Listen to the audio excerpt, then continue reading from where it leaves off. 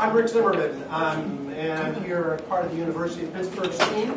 And I also need to say thanks for my partner, Patricia Sweeney, who couldn't be here, but's doing the legal side of our work. Vaccination is the single most effective, I don't want to get into your space, but the most effective preventive measure available against flu. Much better than treatment. Treatment just reduces things by duration by about a day. We have some problems, though, in that vaccination of persons, the patients, may not work as well if they're high-risk persons. And if you vaccinate them on entering into an institution, they need a couple of weeks to respond to the vaccine. And so we have the issue of unprotected patients in healthcare facilities. And then it's the vaccination rate, actually, of the healthcare workers who might introduce the virus into the institution that is critical. Vaccine coverage, then, is it good among healthcare workers? Well, these results are from, first in the red, the NHIS, which shows about half of healthcare workers, it's gotten better over time, are vaccinated. That's not a very good test score. Most doctors wouldn't get to medical school with a grade of 53%. In internet panels, which may be a very selected set of respondents, it does appear to be higher in the 60s. Fortunately, there's a trend upwards, but this is not a very good report card. And so the question is, what can we do? What's the relationship then, our research questions, between state laws and healthcare worker vaccination rates, or between institutional policies and rates? And what components of a policy or a law has the greatest impact on rates, or is it enforcement? What is it? So our theoretical framework includes looking at the laws and intervention, and I think we also have to look at policies, because institutional policies are in a similar way. So the laws and the policies, then what's the practice? How are they implemented? The enforcement, does that change? The environment, what's the institutional norms then, the standards? What does that change in terms of behaviors, the management? And then finally, you have the issue of the vaccination rates of healthcare workers, and that obviously then leads to the potential of transmission of influenza in facilities, and particularly to those persons at highest risk. Because if you're hospitalized for some reason, you're at, obviously, increased risk. If you're in the hospital for some reason, if you're a patient. So we are doing legal research and to identify state laws, and this is my colleague, Pat Sweeney, and mapping those. We're also doing survey research, and I'll present this part of our component today. Mapping to look at institutional policies, and then modeling to look at how do and this is very similar to the presentation that Tony gave and his colleagues earlier in the first things, how does the laws impact vaccination rates? What's that relationship in a hierarchical model? So let me start. We used a questionnaire that was based, we're going to design it around, and then we found the CDC had conducted a survey. And so, well, once they've already done it, we have a nice way then to use a tested. We did a little modification, but not a lot, so that we would be able to compare, as ours was done a little later. Then we used the same database that they use, actually the best database that we could, and that's the American Hospital Association's database.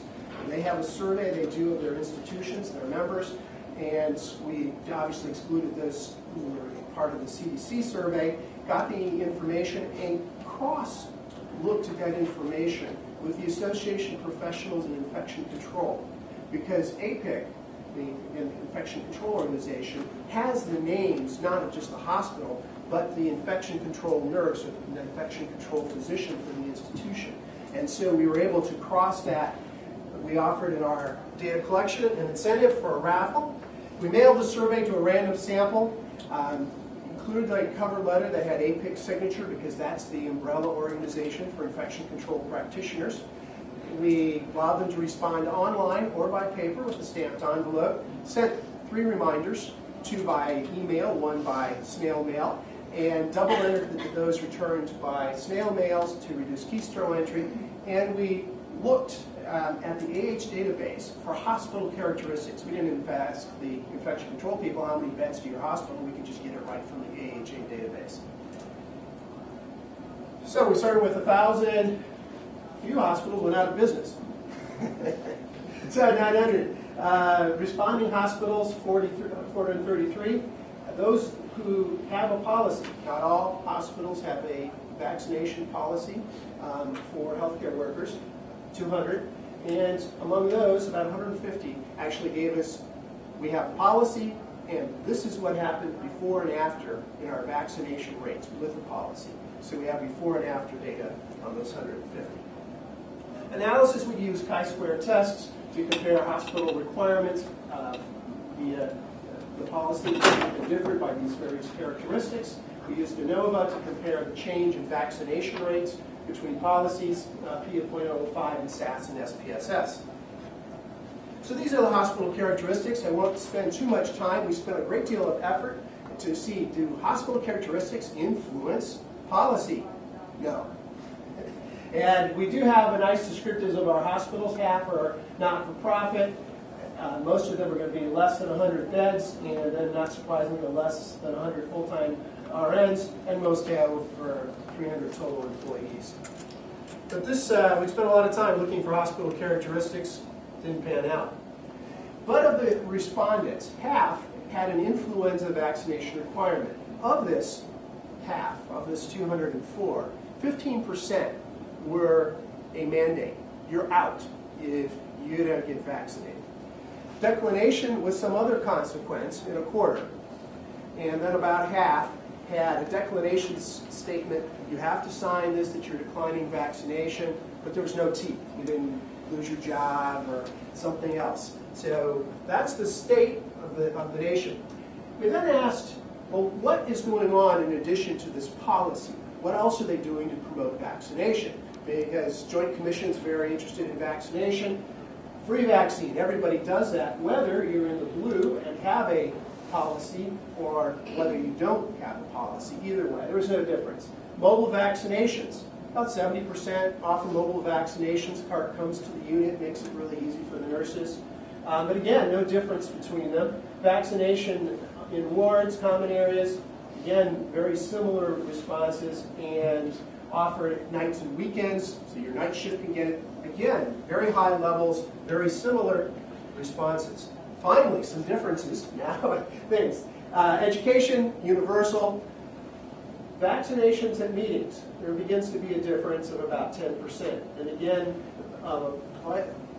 vaccination of like the key people in the hospital, the president of the medical staff, the president of the hospital, the CEO, there we see a difference, 57% versus 42%. Tracking the rates by a unit, so you can see what is Ward 3's vaccination rates versus Ward 4, and then having that ability to track. We again see some differences, and now we're getting closer to a 20% difference in the use of that, and that's statistically significant. Feedback to the administration on rates, that was statistically significant. Incentives were not. I guess pizza parties didn't work in this environment. Tracking the vaccination for the targeting purposes, that was also significant, as was, and this was our final measure, if you have, we used a median split. If of all of these different measures and the things to raise rates, the median was 8, so median split, did you have 8 or not? And here we see a difference of about 20 points in those who have it, have the policy, versus those who do not. Again, those who having the policy doing more, being more proactive in the other things beyond the policy. So who does the policy apply to? Well, first of all, it always applies to employees. So I didn't show you that. That's 100%. It would be illogical. But the question is, then who else does it apply to? About 60% it applies to credentialed non-employees. So physicians in a hospital typically are not employees, but they are credentialed. You can't practice in a hospital. Many times respiratory therapists, the therapists would be in a similar thing. So they may be contracted and an employee of an outside company, but to get in. And so about 60%. Again, you see this difference, and you're seeing it all the way across. Uncredentialed non-employees, again, students, and this is a little bit gratifying because this sets the example then for the next generation, and volunteers. And again, those with a mandate that consequence, much more likely, statistically significant in every one of these as they extend this mandate to different groups. Next question, what is the consequence? if you refuse? Well, if you're, of course, in the red, no consequence. Well, none that's pretty self-explanatory. Well, I didn't put a p, statistically significant. It hardly needs a p-value to show it. It's mostly masks as a consequence. So having to wear a mask, and the idea being that if you're during the flu season, you've got to go around wearing a mask if you weren't vaccinated, and that appears to be the predominant one. The other one, there is 7% that do suspend employees for failure to be vaccinated, but that's a fairly, again, modest. Moving on. This p-value is an overall, so it looks at all the things.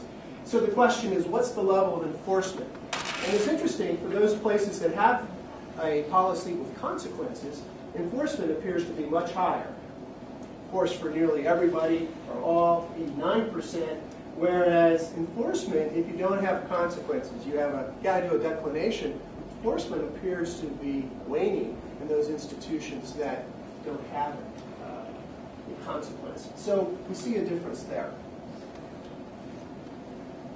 Vaccination rates. So beforehand, 68%. Afterhand, 89%. So compare here blue bars to blue bars. Most recently, 68 to 92. This is great. And when you start getting above 90% vaccination rates, you really can see the difference. And so how is that done? That's the places in blue, which have a mandate with consequences.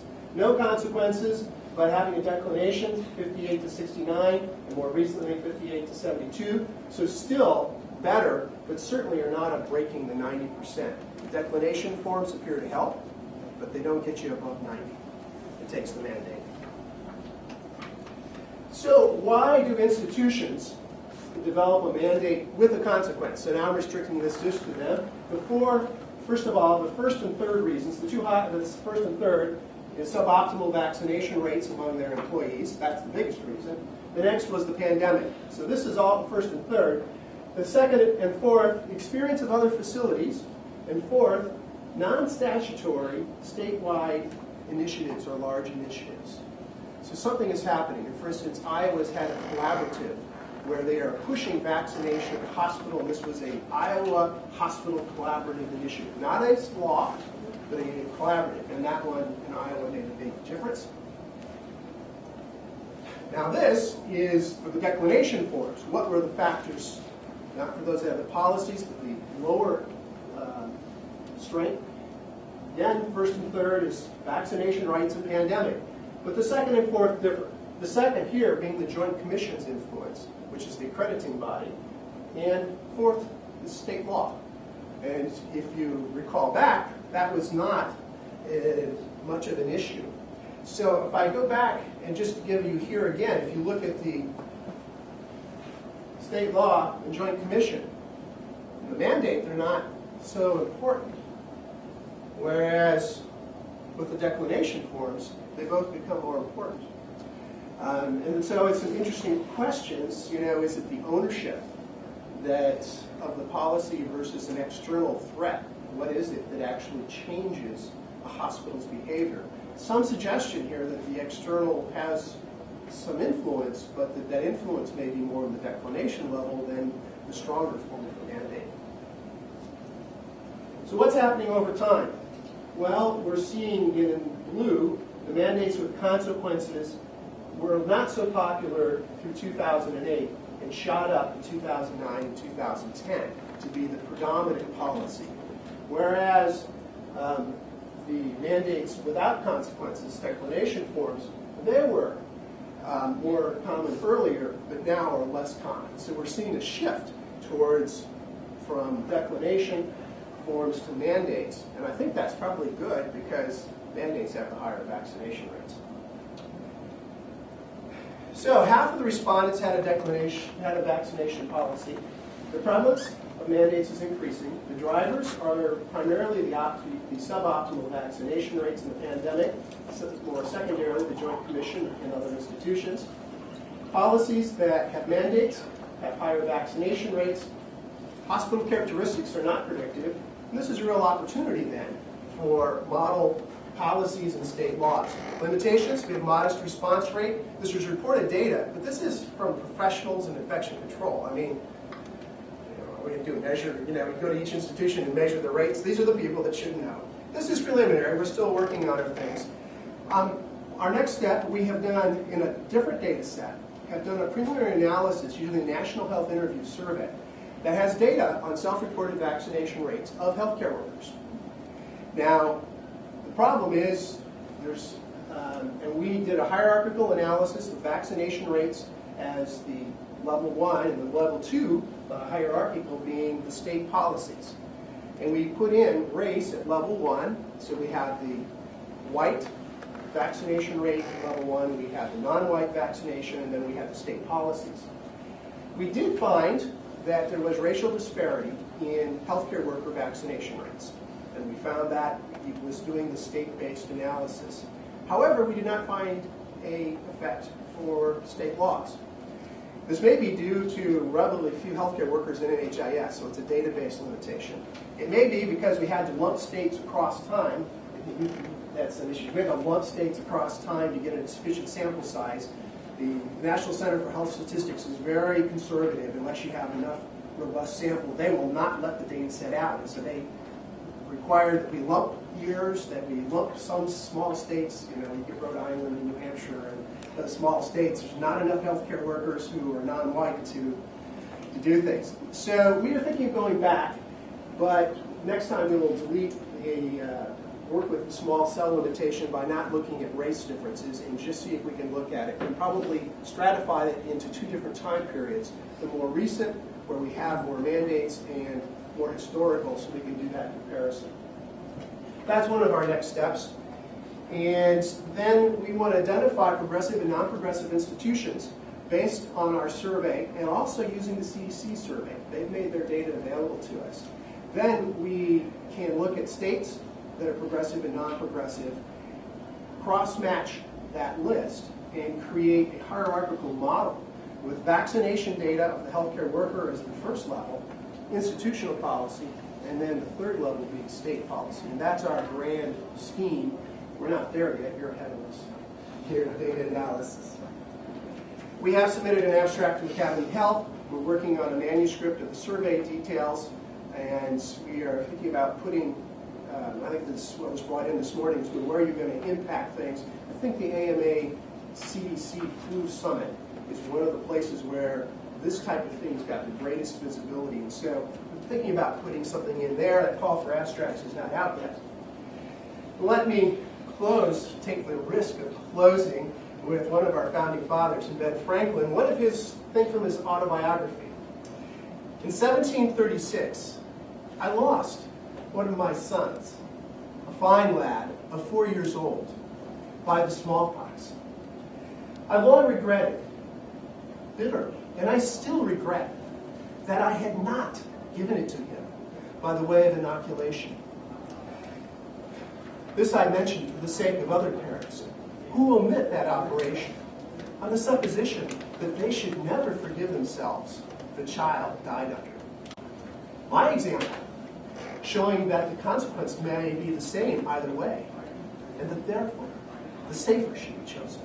That safer, of course, being vaccination.